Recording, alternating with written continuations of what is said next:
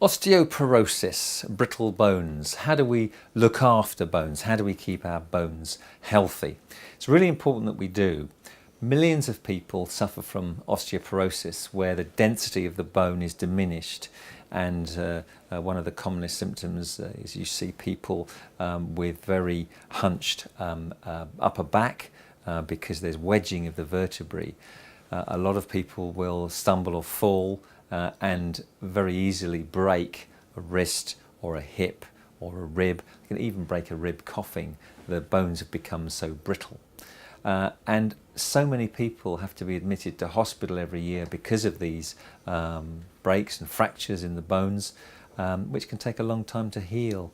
And in the elderly particularly, who are most vulnerable, sometimes it's the last straw. They go into hospital, it's a very slow process to get them healed, or they have an operation that they have to have, say for a fractured hip, and they don't recover from it.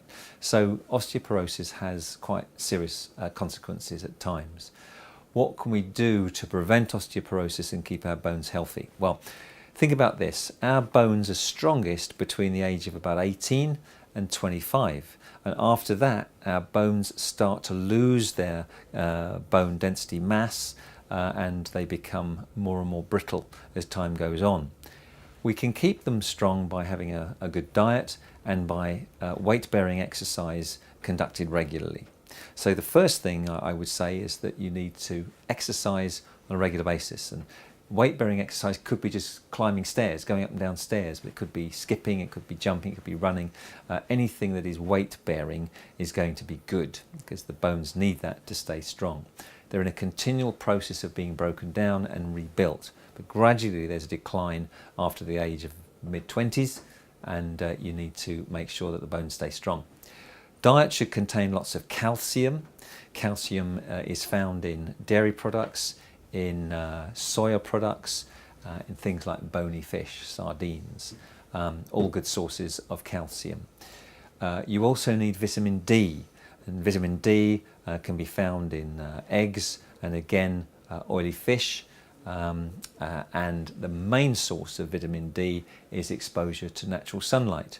You only need about 10 to 15 minutes exposure without sun cream on in the summer months to get all the vitamin D you need. But you need more if you have darker skin, and you will need a bit more exposure to the sunlight. But that's the best way of getting vitamin D into your body. We know that lots of people have vitamin D levels that are too low. So think about vitamin D, make sure you have plenty of calcium in your diet, weight-bearing exercise. All of those are very important.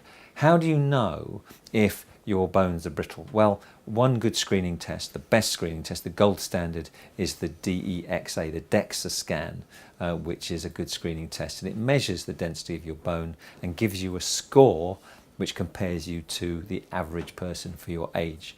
If it's too low, there are medications you can take to prevent further bone loss and indeed to some extent re-strengthen the bones where you've lost some density already. Osteoporosis is a silent epidemic, can also be a killer, certainly very inconvenient if you have a fracture which can be slow to heal. So bear in mind osteoporosis is very common, could be affecting you, both sexes, and it needs to be screened for and borne in mind.